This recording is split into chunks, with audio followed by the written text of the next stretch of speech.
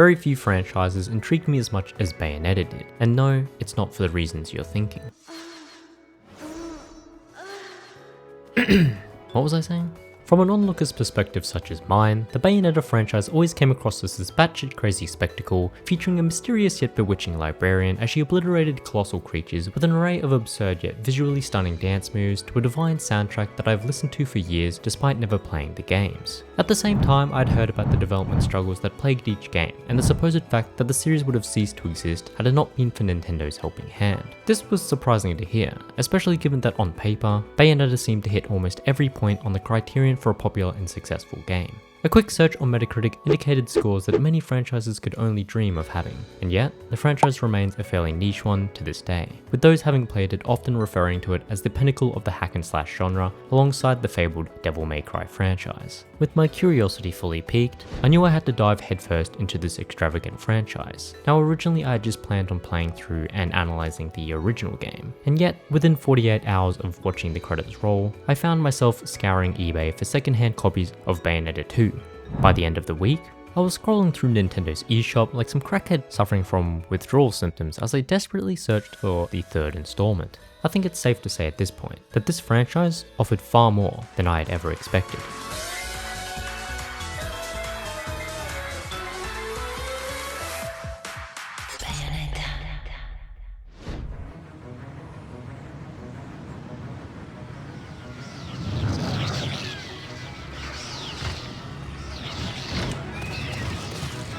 Bayonetta wastes no time trying to hook you in as we find ourselves plunging towards the earth on top of a shattered clock tower as winged creatures swarm around us. This may be one of the most unique introductory sequences that I've experienced in a game. It somehow fully encapsulates the absurdity of the game to come, while also acting as an improv stage, if you will, where players are given the opportunity to test out Bayonetta's unique arsenal of punches, kicks, and gunplay, all without the fear of dying. This sequence is adorned by a background monologue which eloquently explains the story of two ancient clans who were responsible for overseeing history and how they fell to ruin following a war between them.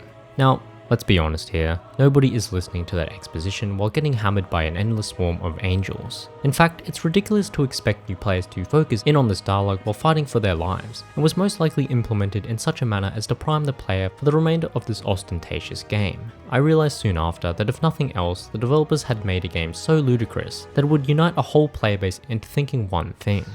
Dude, what the fuck is going on? Now, as comical and theatrical as this game is, why did it have to be tentacles? It's not the type of game where you can put your controller down and sit back in disbelief. Oh shit! Not during the enemy introductions. Wait, these motherfuckers. Not during the cutscenes. Wait, what just happened? Not even during the fucking credits. Wait, huh?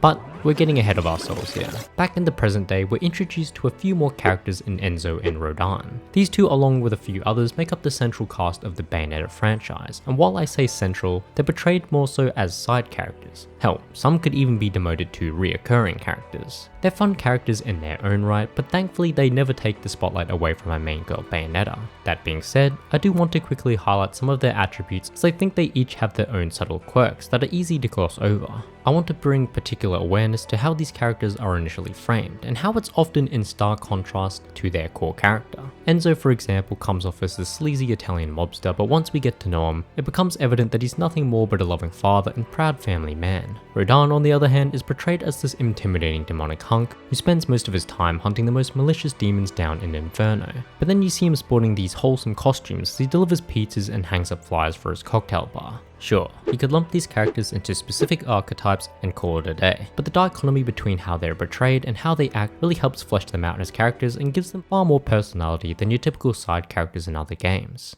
Now, as I mentioned before, none of them hold a candle to Bayonetta herself, and we don't have to look far to see why. The prologue has Bayonetta dressed up as a nun as she jumps towards the same winged creatures we fought in the opening sequence. This is our first formal introduction to the angels, and it's done in quite a remarkable manner. Everything from the heavenly light shining down on her hand reaching out towards the heavens, and the angelic voices singing the celestial melody in the background exude a sense of righteousness and divinity. Yeah, you can pretty much forget all that waffle about divinity that I was going on about. As the name of the franchise suggests, the central focus is without a doubt the theatrical performance put on by Bayonetta herself. From the get-go, she's surfing angels into the ground or bending them over to form a human centipede, or I guess it'd be an angel centipede in this case, as she styles all over them with her graceful yet seductive movements. Now by this point, a lot of people are most likely commenting on how she's being sexualized by the camera angles and whatnot, but it honestly never felt that way while I was playing. Yes, Bayonetta oozes sex appeal, and many of her movements are sensual and flirtatious, but that's just it. They are her movements. She's the one in full control, and she willingly flaunts her beauty all while obliterating angels in a way that radiates confidence and charisma. Whether she's walking out of the gates of hell, fighting archangels, or pulling a goddamn lever, everything she does has to be done with the utmost sass and sense of grandeur.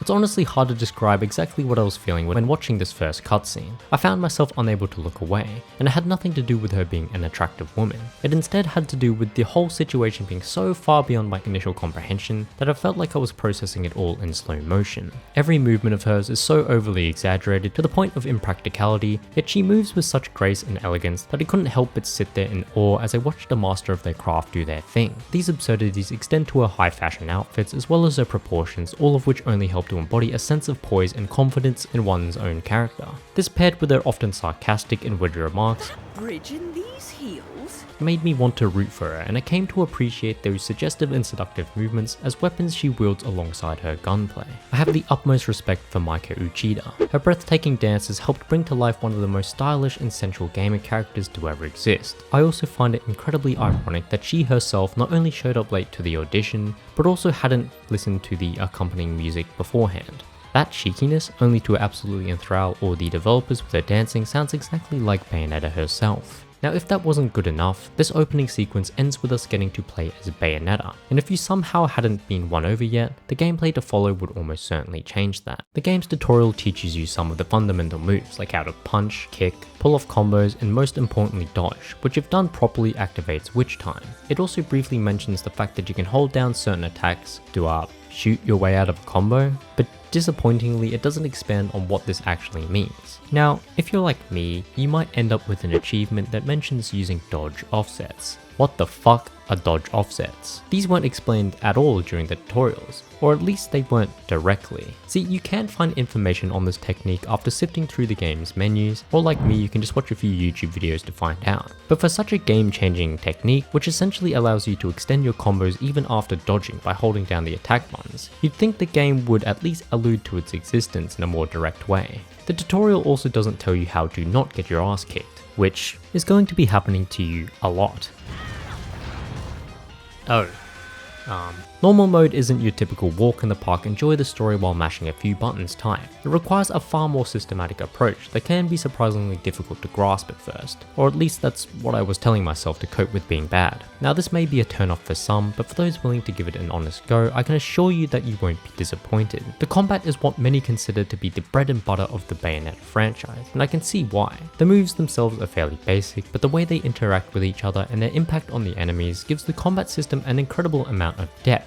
Mixing 3 different attack buttons with the ability to equip 4 completely different weapons to Bayonetta's limbs results in a very dynamic and complex combo system that even manages to incorporate the analog sticks in unique and fun ways, like being able to switch targets during a bullet climax to optimize combo strings, being able to slip in wicked weaves while extending combos through aerial juggling, and using dodge offset to extend combos all while activating witch time is a sublime feat of game design, and it's one of the main reasons why the combat feels so satisfying. To expand on this, every punch, kick, and wicked weave has a certain amount of weight behind them. This weight is communicated through Bayonetta's blows and how they interact with each enemy. Enemies hit by these abilities will very clearly flinch backwards in pain or get launched up into the air ready to be comboed. These hits become increasingly gratifying when paired with the main gimmick in witch time. The idea that well-timed dodges lead to a certain benefit wasn't necessarily a novel idea at the time, but its use in such a fast-paced game offers a nice reprieve from the constant action, where you're able to set up some nice combo strings and watch as they obliterate your enemies. Speaking of the enemies, I like pretty much everything about them. I can appreciate their imposing yet radiating designs, as well as the surprisingly complex combat system behind them. What I especially admire though is the way in which the developers introduce them progressively throughout the game as a way to gradually increase the difficulty between each chapter. The first angels we fight against adopt a somewhat humanoid appearance and purposely use weaponry that stands out. Their attacks are drawn out and often involve raising their weapons in a visually discernible way.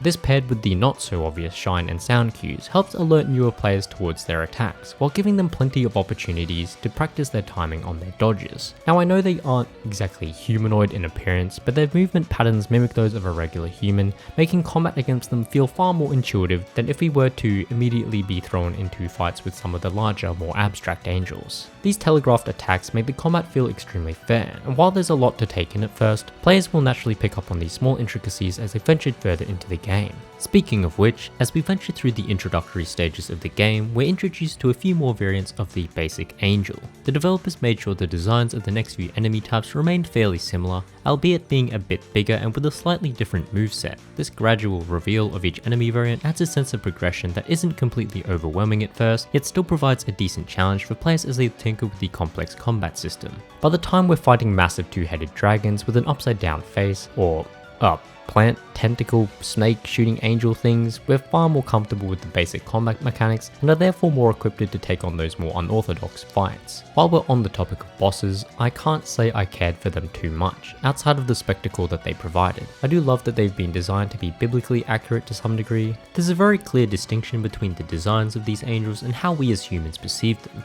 and this dissonance only helps them seem far more otherworldly and frightening. That being said, my main gripe with them is just how gimmicky their fights felt. Instead of standing my ground and beating the ever-loving shit out of them in the most fabulous way possible, it felt like I was solving a puzzle, or completing a small minigame that had me jumping between platforms to reach their weak points, or surfing down whirlpools while dodging random debris just to get a few hits in before having to do it all over again. I understand that the main appeal of these fights is the spectacle of fighting an archangel in the first place, but I thought they were definitely one of the weaker parts of the game, at least in terms of its gameplay. The following chapter sees us making our way over to Vigrid, and while the landscapes and color palette are starting to show their age, you have to give it to the developers and appreciate just how much time was spent researching what ultimately led to the development of these pristine Eurocentric cities. Vigrid is a city full of life, and nothing helps exemplify this point more than the interactivity between the player and its NPCs. Roundhouse kicking a few park benches or shooting in the general vicinity of a local will cause them to shudder in disbelief, or even better, run off in fear.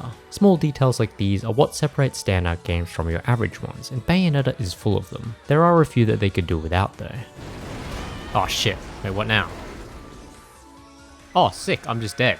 Now, despite these instant kill quicktime events being fairly annoying at first, there are only a handful of these in the entire game, so I can't really criticize them too much for this decision, especially when they were trying to blend parts of its visual narrative with interactive gameplay elements. During our time in Vigrid, the game teaches us a few more fundamental lessons. Now, unless you're allergic to the A button, you probably would have figured out how to jump by this point. That being said, the next tutorial highlights the ability to extend our jump duration as a means of crossing over this gap. Regardless of whether or not you actually make this jump, you'll still come out learning something new. If you make it across the gap, you would have learned how to double jump or extend your jump. But if you didn't make it across the jump, like I did, you'd be introduced to the concept of exploration within Bayonetta. See, to pass through this room, you do in fact need to drop down and open up the chest below. This chest drops us a key that we'll need to open the door on the other side of the gap. But this isn't just some regular key that goes into an inventory somewhere. This one's fucking massive, and better yet, you get to wield it as a weapon. The developers drop in a few fodder angels here for you to go to town on, which communicates two things to the player.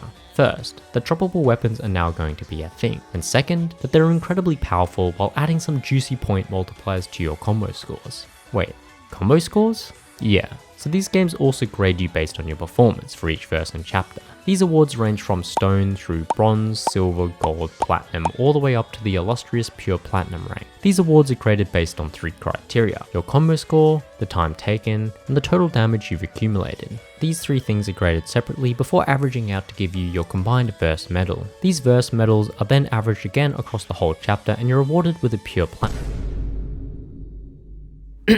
Yeah, so as I was saying guys, at the end of each chapter you're rewarded with a pure platinum. I'm not usually this bad. Oh brother, this guy stinks! Honestly, at first it felt like this system was implemented to mock newer players. I mean, getting slapped with a stone trophy in back-to-back chapters wasn't great for the ego. The joy I felt when receiving a humble silver trophy was embarrassing to say the least. Please no stone, man. Where's that plat? Silver! Yes, dude!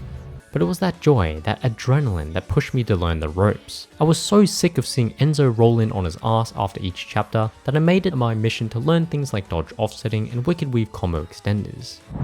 Alright, so you want to learn how to dodge offset in Bayonetta, or you want to play Bayonetta like a boss. This, believe it or not, adds an incredible amount of replayability, not only in the sense of trying different weapon combos, but more so in the way you approach each verse, especially when you're striving for those higher ranked medals and trophies. Tangents aside, Vigrid also subconsciously introduces the use of environmental damage, and I don't mean the damage you take as the player. Earlier on in the chapter, you'll notice that you can pick up cars as well as other things and throw them around. At the time, I thought this was just a method to collect a few more extra halos, which could be spent at the gates of hell. Towards the end of the chapter though, Vigrid is set ablaze by a good friend Dragonface here. We're then introduced to enemies that are wrapped in flames who are a nuisance to fight as you can't hit them directly. Now, you could wait out their attacks and trigger Witch Time, which smothers their flames, allowing you to hit them directly, or you could start picking up cars and other objects around the arenas and launch them at the blazed angels. It's another one of those small details I can appreciate being added, as it offers an alternative method to the usual combo game. Speaking of small additions, the game also features multiple Alfheims. These act as little tests that if completed earn you some pretty nice rewards. They range from being pretty easy to downright impossible, but they oftentimes introduce you to new concepts or make you think about certain strategies in completely different ways. They're a bit of a double-edged sword honestly, as they somehow offer some of the most frustrating experiences to be had while also being the most rewarding to complete. Now, it wouldn't be a Bayonetta video without someone glazing its OST. Yeah, absolutely cold take, I know, but the soundtrack for this franchise is a straight up banger. As someone who's played in multiple big bands throughout its life, I love the non-traditional route the developers took when deciding on a genre for the OST. The music is upbeat, yet smooth in a way that fits Bayonetta's graceful movements. It speaks volumes that a song that plays every time you engage in a normal battle just so happens to be one of the highest viewed pieces of music in gaming, especially given the game's humble sales. I've spent literal minutes just sitting in the results screen jamming to a piece of music while Enzo's stone ass taunts me on screen. That's just how much I adore this OST. Honestly, between you and me, I could probably fuck to. Now, let's talk about some of the weaker parts of this game, beginning with these god-awful vehicle levels. Now, like the instant death quicktime events, these thankfully don't pollute the game too much, which is a blessing in disguise as they're by far the worst levels in the entire game. They're obnoxiously long, they're boring to no end, and most of them have you doing the exact same thing for minutes on end as you beg for them to end. It got to the point where I didn't even care about my performance in them, as I just wanted them to be finished. Dude, this sucks. Another thing is their camera, and I noticed this one pretty fast, and I mean in the opening sequence fast. There are certain instances where it's almost impossible to see what's going on around you. You'll have enemies hitting you off screen, Bayonetta will sometimes be floating off screen herself, and with all the shit happening in the background, it can make for a fairly chaotic experience. The chaotic nature of the gameplay seems to seep its way into the game's narrative, and while it's not a bad story per se, I think the overall scope of what the story wanted to be was far too lofty and ambitious to fit into one single game. In a sense, it does start to piece itself together with the intertwining elements of Bayonetta 2's storyline, but for a solo endeavour it feels rather cluttered. The story follows Bayonetta as she tries to recover her memories from her time in the Umbran clan. The story itself delves into numerous facets, but one of the more interesting ones is the highlighting of Bayonetta's motherly nature and her relationship with a young Cereza.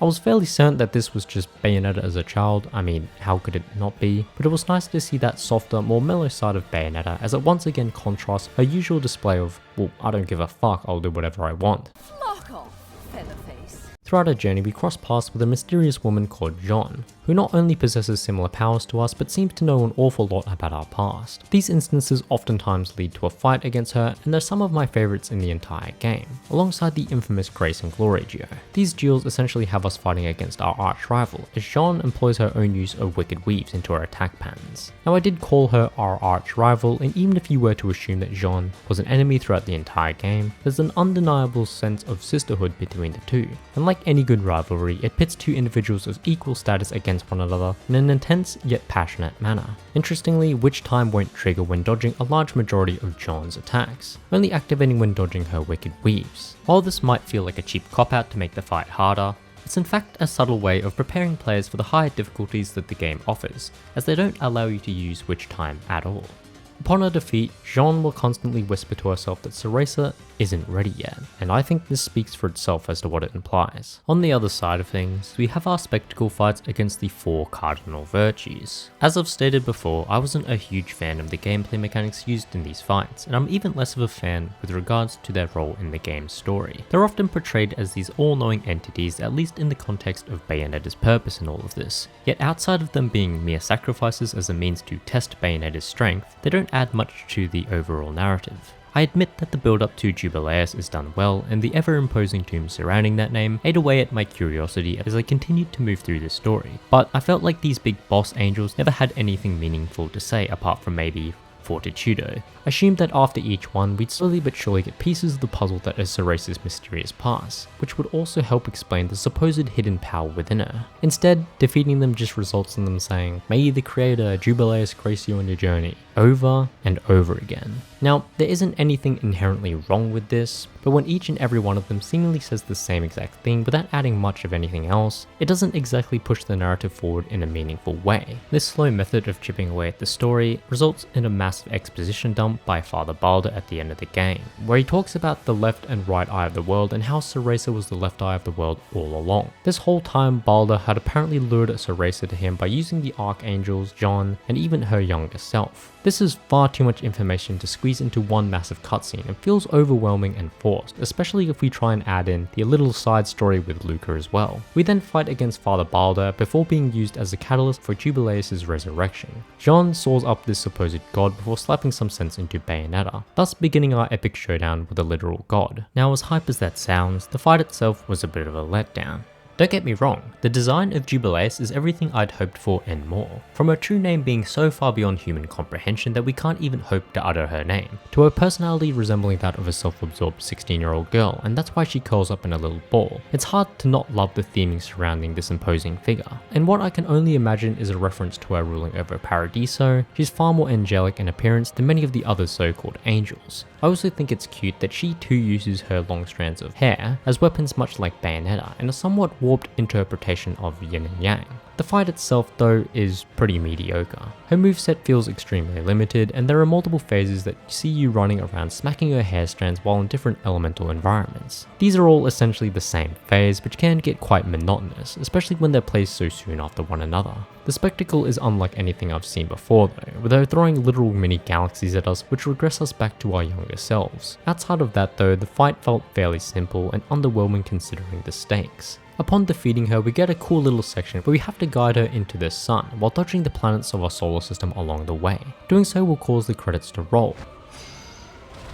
I told you couldn't put down your controller in this game. As we shatter Jubileus one last time, we find ourselves once again in the graveyard in a scene that's very reminiscent of the prologue. From here, we're greeted with the real credits where...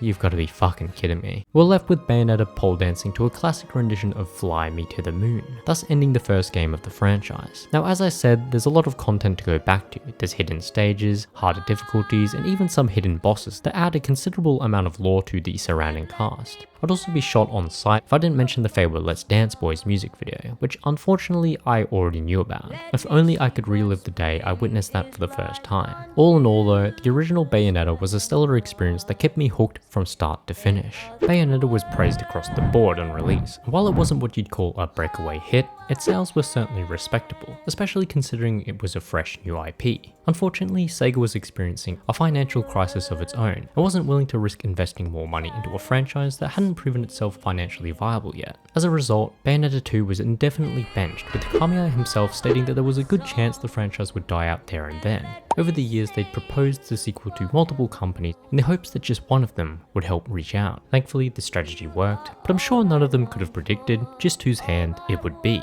Who would have thought that the ones touted as the family-friendly company that develops kids games would be the ones to pull out Bayonetta? Now, there was some obvious skepticism thrown Nintendo's way, with many fans believing the sequel would be heavily censored or tempered concerning its adult themes. Surprisingly though, Nintendo just threw up their hands and said, "Fuck it, do whatever you guys want," essentially handing over complete creative control to the team at Platinum Games. The resulting product would be released in 2014, and while doubts remained regarding the authenticity of this release, they wouldn't last for long.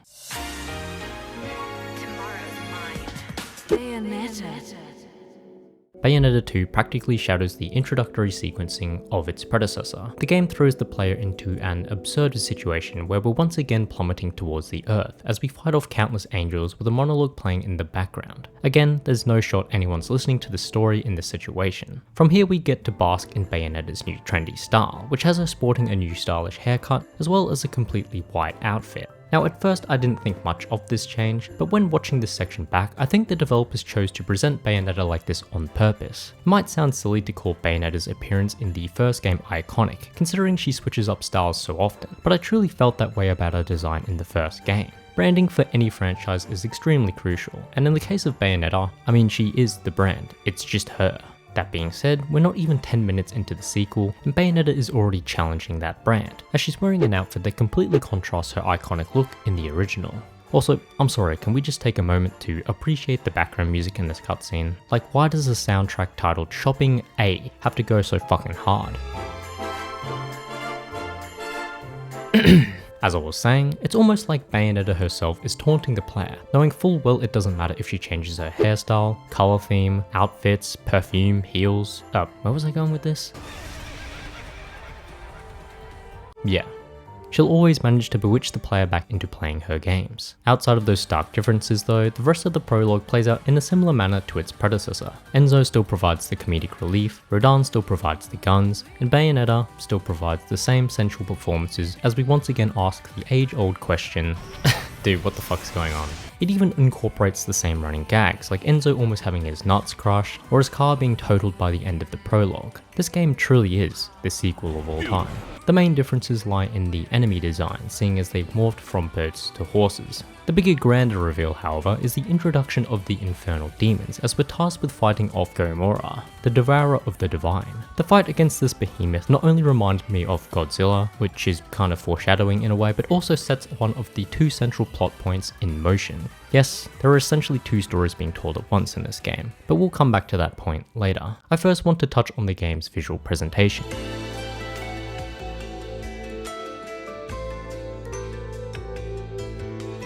You get the point.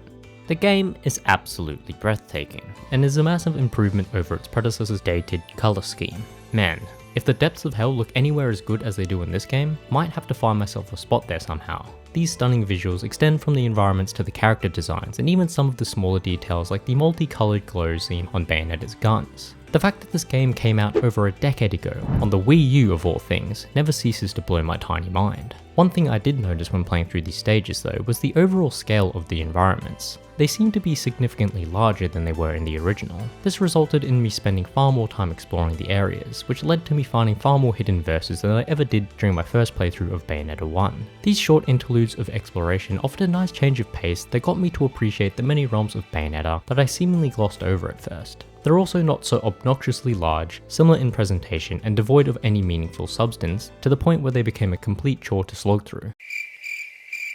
Ah shit, wrong game. The sequel adopts its predecessor's combat system, albeit with a few significant changes. The combat in Bayonetta 1 felt extremely raw, giving off this very tactile feeling with every one of my inputs. Bayonetta 2 on the other hand feels far smoother, almost as if it's been pristinely polished to a certain degree. This is going to be a weird analogy, but if Bayonetta 1's combat were likened to the stringent, more mechanical animatronics of the original FNAF, then the combat of Bayonetta 2 would represent the cartoonish, glossier animatronics of FNAF 2. I'm not saying one's better than the other, it just comes down to personal preference at that point, whether you enjoy the first's combat more than the second. I personally had to think long and hard about why I preferred the originals, and I've come to a few conclusions. As I mentioned before, the attacks in the original Bayonetta carried with them an immense amount of weight. Bayonetta 2, while carrying over some of that weight, feels significantly lighter. It felt like I was doing less damage, and well, that's because I was. I've avoided mentioning a very specific mechanic that was introduced in Bayonetta 2 until this point, that being the Umbrian Climax. If I had to explain this ability, I'd say it was a perfectly balanced and meaningful addition to the combat system. In all seriousness though, the ability itself isn't the worst thing ever. That'd be my play history page from Bayonetta 1. but it does instill a sense of one step forward, two steps back. See, because Umbran Climax is an amalgamation of Wicked Weave hits, the developers had to severely tone down their damage input across the board so it wouldn't instantly become a press one button to win situation, which it still kind of is. This change already makes Bayonetta's normal combos feel significantly weaker, but there were a few additional byproducts of Umbran Climax. In the past, enemies would react in specific ways after being hit by a Wicked Weave. As we've discussed, this saw them being lifted off the ground or being launched across the screen. Now they just fucking tank those hits like they're nothing. Wicked Weaves had essentially been downgraded to the point where they didn't even feel like satisfying finishes to your combos. Not only that, but Umbran Climax essentially assassinated torture attacks. I can count on one hand how many times I used a torture attack during my playthroughs of Bayonetta 2. They're just worse in every single facet, while also requiring the same resources, so there's unfortunately no real reason to be using them now. It's a shame because these torture attacks added a lot more charm to the combat of the original game. Well then, I think we know what Bayonetta's into. Now those changes I can live with, but the most disappointing difference was how they tweaked Witch Time. From my understanding, Witch Time worked in a formulaic way as its duration was based on the timing in which you dodged a certain attack. If you dodged an attack early, Witch Time's duration would be shorter than if you were to dodge an attack at the exact moment you got hit. Witch Time therefore employed a high risk, high reward system that rewarded skilled players who were able to pull off perfect parries consistently. In Bayonetta 2, however, this system has been completely thrown out the window, only to be replaced with a rather irregular one. Witch Time's duration is now linked to the specific attack you dodged, and these can range anywhere from less than a second to a few seconds at most. These shorter windows make it almost impossible to do anything in them, and while it keeps the flow and pace of the combat up, it doesn't feel nearly as rewarding to pull off. Now I feel like I'd be doing Bayonetta 2 a disservice if I didn't express just how fun its combat was in light of these issues. Is Umbran Climax broken? Yeah, kind of. Did I still abuse the shit out of it because I loved the feeling and spectacle that came with decimating countless enemies at once? You bet your sweet ass I did. The boss fights were also more engaging and less gimmicky than in Bayonetta 1. Now I might catch some heat for this, but the fights against the masked Lumen Sage were some of my favourites. This guy takes Jean's role from the first game but ups the spectacle and overall difficulty. His attacks are fast, and his ability to counter while annoying cements him as a worthy adversary for Bayonetta. The colossal fights happening in the background aren't just for show either. Sure, they add some visual clutter to the screen, but they also add a layer of intensity to the fight as their attacks can seemingly merge into the foreground and act as another source of damage that players have to react to and avoid. If there was one complaint I had with these fights though, it'd be the excessive amount of short witch times that are triggered. The large majority of attacks from the Lumen Sage, and even Alran to a certain extent, reward you with a pitiful amount of witch time. I'd honestly prefer if they didn't give witch time at all, kind of like Jean, as it did keep the flow of combat constant, instead of warping rapidly between witch time and regular time. Now these thoughts most definitely stem from an internal bias where I tend to prefer fights against human enemies in general, but I found most of the boss fights in this game to be quite enjoyable. A lot of this fun can be attributed to the sheer amount of variety on offer in Bayonetta 2. We've already discussed the game's stunning visuals, but those would have been irrelevant if they were wasted on Paradiso maps over and over again. Thankfully, Bayonetta 2 has us venturing from the world of Chaos to Paradiso and even the Inferno. This not only impacts the stages themselves, but also the types of enemies we get to fight. If our initial fight against Gamera wasn't obvious enough, we're going to have to dance our way through a vast number of demons to reach our Umbran sister. Their designs aren't nearly as impactful as the angels were, but I'll look past that given the sheer amount of variety they provide in terms of their movesets and boss designs. I do wish we got to spend more time in Inferno though, especially when you consider that it took us roughly 10 chapters to get to the gates of hell. And then we only get to spend, what, 3 chapters? Pretty much like 2.5 because one of them's just a boss fight and the other one's just a chasing scene, like a running away scene. There were so many opportunities to expand out the locations of Inferno, as well as the enemies themselves. Being able to team up with Rodan for a short while is one of the few examples that I feel could have been used as a stepping stone into expanding the journey through Inferno. Rodan could have even been our tour guide. Unfortunately, the game's main storyline just had to go and get in the way. Speaking of which, I think it's about time we talked about it. Remember Gomorrah, the big demonic Godzilla lookalike? During the prologue, his attack actually ends up separating Jean's spirit from her body, ultimately leading to it being dragged down to Inferno. This instance, combined with the cutscenes to follow, directs our focus towards Inferno, with our main goal being to rescue our Umbran sister before her spirit is consumed. This is a solid start. While it wasn't as intriguing as Bayonetta's mysterious past, the high stakes surrounding Jean's life, combined with the absurdity of diving into hell itself, made for a compelling start to Bayonetta 2's story. From here we meet the rascal Loki, who I found annoying at first but slowly warmed up to after seeing his playful nature with Bayonetta. I will say I purposely made it a goal of mine to dash ahead of him every time he said this though. Yeah, that's what I thought. Now, while it wasn't evident at first, Loki's introduction is what kickstarts the overarching story plot, which sees him being hunted by the masked Lumen Sage as he tries to reach the peak of Fimbulventer. Now, this shift in story wouldn't be too much of a problem if it began after we saved John from Inferno. Instead, it kind of meshes the two plots together while trying to build up the main antagonist. From this point on, the story focuses mainly on the Loki plotline. While he plays a crucial role in rescuing Jean, the stakes that have been built up in the opening chapters slowly begin to crumble away. Bayonetta has Jean's Umbran watch, which she can use to see how much longer Jean's soul can last. And she looks at it maybe, once throughout the whole journey? Also, at no point during our travels down into hell do we even see a glimpse of Jean. There's nothing to reaffirm why we're doing all of this in the first place. There's no attempt at pulling at our heartstrings or to build tension about whether or not we'll make it in time. The story could have benefited from showing Jean in pain at least once while we were fighting our way towards the gates of hell. But, well, what do I know? After we've saved Jean, the story takes another turn by morphing itself with the narrative in the original. Now, this part of the story I really fuck with. It somehow makes the original story even better by filling in certain pieces of the puzzle that hadn't been fully explained. This ultimately leads to us finding out that Loki has an evil counterpart, who later ascends to becoming the complete god Aesir. Similarly to the story being told in Bayonetta 1, these big hitting reveals are all spilt towards the end of the game, yet I think Bayonetta 1 did a better job at building up the main villain. Jubileus is mentioned consistently throughout the story of Bayonetta 1. Even though it was just a name that we heard over and over, the constant reminders evoked a sense of status and importance that continued to build up until our eventual showdown with her. Aesir, on the other hand, pretty much got none of that. We get a history lesson on him from Luca, and we fight like a mirage of him at one point, and that's about it. This lack of any build-up is partly due to the merging of the two storylines as we've previously discussed, and unfortunately it makes for a rather insignificant showdown at the end of the game. Now, I enjoyed the fight against him for what it was, but I definitely didn't care as much, nor was I impressed by any of the visual stimuli being presented. Honestly, the best part of this whole fight was getting to work with Baldur and fighting alongside him. His little motivational speech about humans also got me pretty hyped up. We may stumble, we may fall off. Alright, Baldur, go off. But we always move forward. Yeah, we do. Let's fucking go.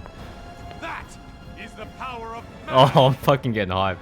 Yeah, what do you think about that, little blue bitch? Let's go. Shall we illustrate?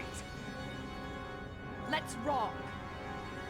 Upon Aesir's defeat, we get one final reveal that helps explain the reasoning behind Baldur's actions in the first Bayonetta, before we're once again jump scared by interactive credits. Dude, just piss off. I always forget about this shit. Bayonetta 2 would follow in its predecessor's footsteps, garnering praise across the board for its gameplay and visual appeal. The game would sell decently well considering it was locked away on the Wii U, and within a few years, a third installment had been announced. The franchise seemed to be on an upward trajectory during this period, and excitement among its fans was palpable. Almost as if the franchise was cursed though, the developers quickly ran into problems with the game's pacing as well as the difficulties that came with trying to cram in the sheer amount of things that they wanted to add. This caused development as a whole to slow down, which paired with another stroke of bad luck in the form of the pandemic, led to numerous concerns regarding the game's release. Even so, the team would push past these struggles, and on the 28th of October 2022, Bayonetta would release. Where do I even begin? If I was to describe Bayonetta 3 in one sentence, it would be the game that has the most Bayonettas without any Bayonetta. Now, that sentence by itself means absolutely nothing, and is clearly contradictory, yet it perfectly describes how I felt once the credits rolled. Sequels allow developers to expand on the concepts, narratives, gameplay mechanics, and characters of the original in unique and intricate ways,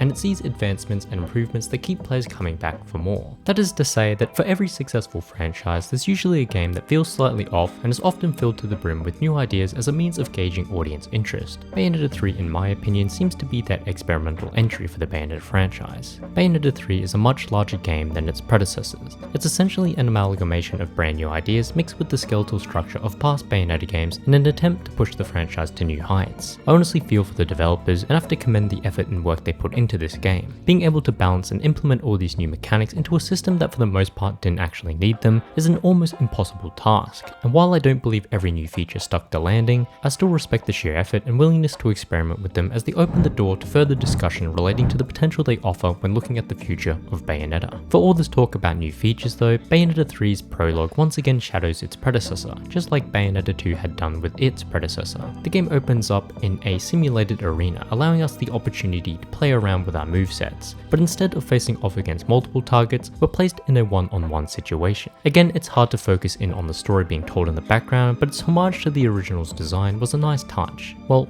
until she's killed off like she's nothing. This little introductory sequence also gives us a little tease at one of the newer features, but it's not exactly explained what this is, and we'll have to delve further into the game to find out. The prologue opens up with Bayonetta once again donning a completely different hairstyle and outfit, while she banters with Enzo. This is followed by your typical performance from Bayonetta, where all rhyme and reason is thrown out the window as she absolutely decimates a group of enemies in stunning fashion. This cutscene alone had me grinning from ear to ear, while priming me into believing that I was once again in for an absolutely bombastic experience. The action sequences were flashy, the music was sublime as always, and Bayonetta still had her snarky one-liners.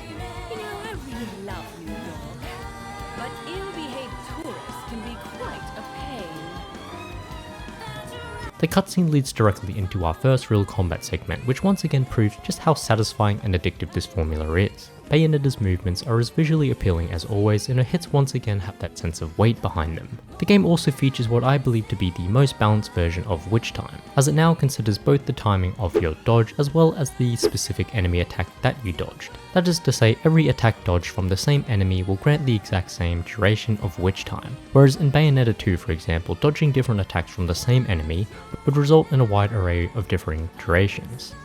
Wow! This new system punishes spam dodging while rewarding perfect dodges. The early verses allow for ample practice regarding these dodge timings, as it positions extremely basic humanoid enemies with long and obvious wind-up attacks. This version of Witch Time also makes combat feel extremely satisfying, and being able to string along combos on one enemy while activating Witch Time off another enemy's attacks makes for a sublime treat. With that being said, not even 10 minutes later we're introduced to the biggest change to the overall combat system, that being the demon slave mechanic. I'm going to be completely honest here, I fucking hated this mechanic at first. I hated how clunky it felt and how it drew attention away from Bayonetta herself. It also slowed the pacing of the combat down to an unbearable level, and it wasn't doing the camera angles any favours either. I avoided using it for the majority of the prologue, only to be forced into using it when facing off against the Kraken. Safe to say, I wasn't ecstatic coming out of the prologue of Bayonetta 3. So you can imagine my disappointment when I heard this from Viola barely 5 minutes later. They're like locusts, spreading through the multiverse. Oh my god, dude, destroying it as they everything's go. the fucking multiverse these days. Anyway, with the whole cosmos at stake, we travel over to Thule, which we'll be seeing an awful lot going forward. It's here where I want to discuss the level designs and environments of Bayonetta 3. I had heard about the rumours circulating which suggested that Bayonetta 3 had been developed as a semi-open world, and Thule seems to be the best example of this rumour. The area itself is significantly larger than any other stage in previous Bayonetta games, allowing for a lot of exploration to be had. It features a decent amount of verticality while also containing content in the form of hidden keys, chests that require you to collect fragments over time, and even little platforming segments that oftentimes lead to complete garbage. These additions are quite enjoyable at first, and they give the world a sense of purpose. That is until you realise just how empty a lot of these maps are. I must have spent over 20 minutes just walking around and exploring this first area, and at the end of it all, it felt as if I had completely wasted my time. Unfortunately, this sense of emptiness partially extends to the different alternative verses and their designs as well. That being said, I actually really enjoyed the fact that we got to go from verse to verse. The story implications for doing so might be complete rubbish, but the locations are fun, while also helping to diversify certain gameplay elements like the puzzles, weapon choices, and demon slaves used. The bosses are often themed around the location we find ourselves in, like the kaiju fights in Tokyo, or the dancing Lion and Wukong bosses that we face off against while in China. It's all very tasteful and allows for an incredible amount of enemy variety while oozing charm. I do wish they were a bit more visually stimulating though, as most of these worlds are greyish and devoid of any real life. I guess I can't really expect too much from worlds that are facing extinction. Now, I've been adamant on the fact that I wasn't too keen on the ideas of demon slaves at first, but they certainly allow for more creative risks to be taken concerning each world's level design. Each world often features numerous puzzles that are linked to a unique set of skills possessed by one of your demon slaves. These puzzles aren't necessarily difficult to solve, and they can be fairly hit or miss in general, but they help mix up the gameplay, saving players from carpal tunnel in the process. They probably could have done without these segments though. What the hell is even that? It It was also around this point that I started to get the hang of incorporating Demon Slave attacks into my regular combos with the use of Flash and Wing Slave. The game does briefly mention these abilities in passing, but it's not exactly clear how they interact with your normal combos. Much like dodge offsetting in the original games, I feel like this concept could have been expanded on a lot more during the tutorial process, especially with how much they add to the overall complexity and feeling of the combat itself. Being able to buffer attacks with the Demon Slaves and weave quick hits into certain combo strings makes for an extremely engaging combat system, especially considering you can switch between your Demon Slaves and weapons on the go, allowing for even more mix-ups and playstyles. Wing Slave finishes are also just extremely satisfying to execute. Towards the end of each of these alternative worlds, we come across different variants of Bayonetta, and it's here where my main gripe with the game is. Not so much in the fact that there are multiple Bayonettas, but it has to do with how they're portrayed in comparison to Arc Eve Origin. First of all, and this is just a selfish little nitpick, but why are all the other variants of Bayonetta far saucier than the original? I mean, just look at how rad Japanese Cereza is, or how stunning Egyptian Cereza is. Don't even get me started on the classy French Cereza either. There's a reason why I immediately bought her outfit and rocked it for the rest of the game. Again though, these are just small nitpicks that express my disappointment in the stylization of the original Cereza. The bigger disappointment, however, is the absolute butchery of her character. I'm now going to show you a few segments from cutscenes of the original two games.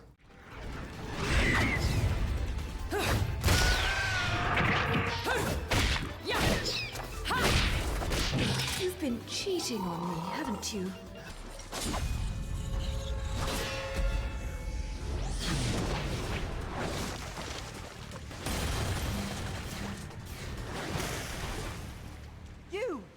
Now, let's look at a few cutscenes from Bayonetta 3.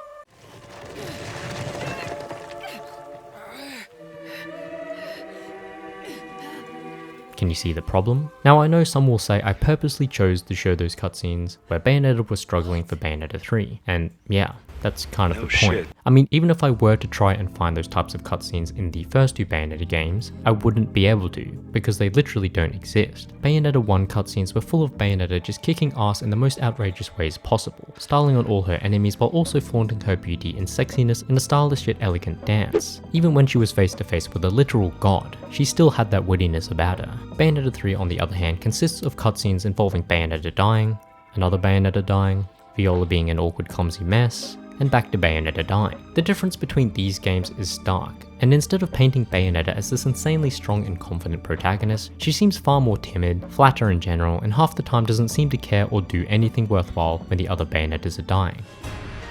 Wait, what? So you're just gonna let this one die as well?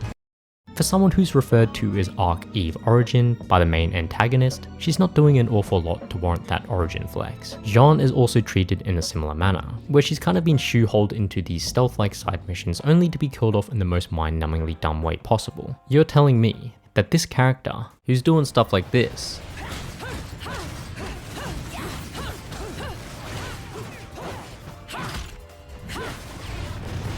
somehow gets caught by this attack, and then just dies straight after like that.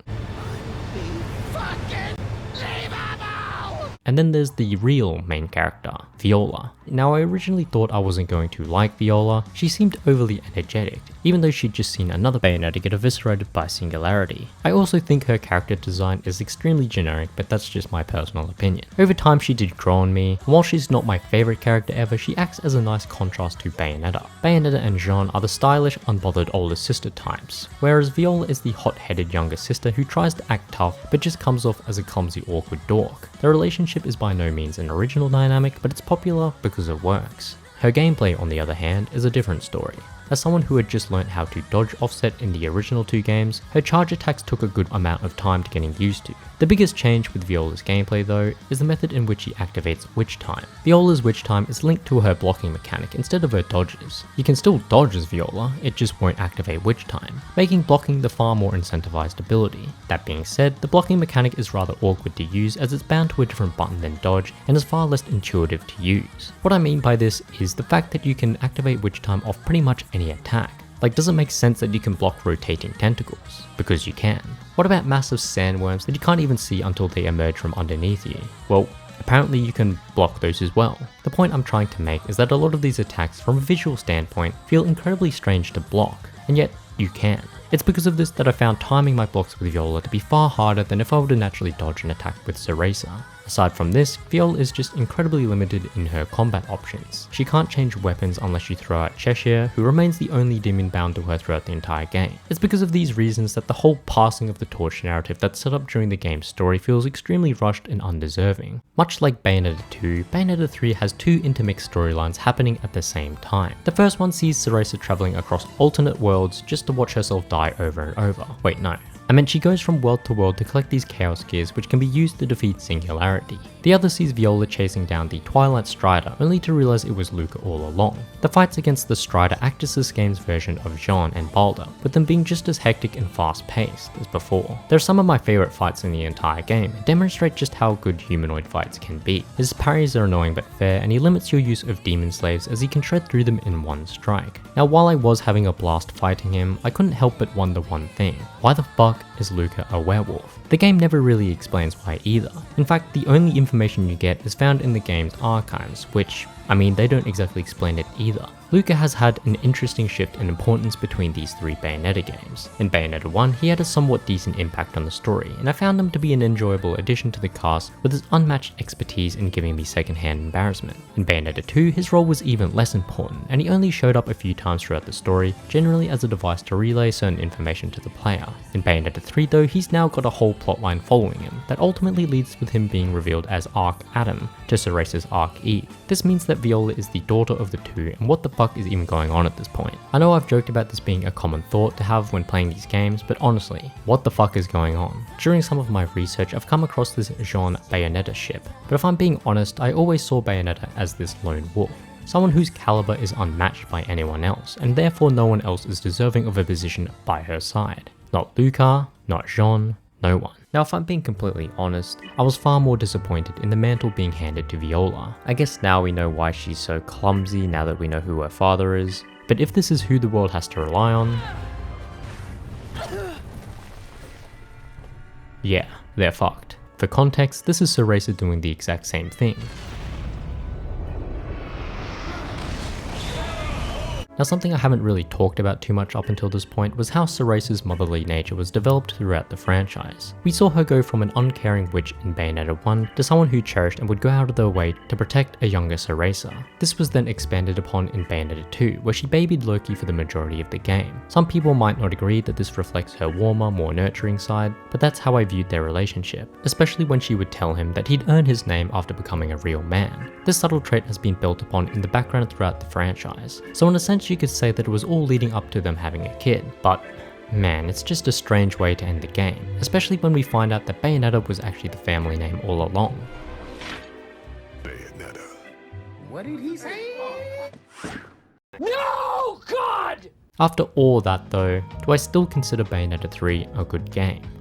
Yes, I do. It's most definitely the weakest out of the trilogy for me, but I think a lot of its newer ideas could have been implemented better if the game hadn't struggled through developmental hell. It by far has the most potential out of the three, as you'd expect from the most recent release, but it's just a shame that there are a few things that hold it back. At the end of the day though, the Bayonetta franchise is unlike any other. It doesn't shy away from throwing everything in the player's faces all at once, knowing full well it will mesmerize them the whole time. It's kind of ironic that the franchise was at death's door numerous times, yet just like Bayonetta herself, it managed to dance its way around its own grave, all while putting on one hell of a show. I hope you guys enjoyed that video. I certainly had a lot of fun making it. Do consider subscribing and leaving a like, and I hope to see you all in the next one. Lock off, Featherface.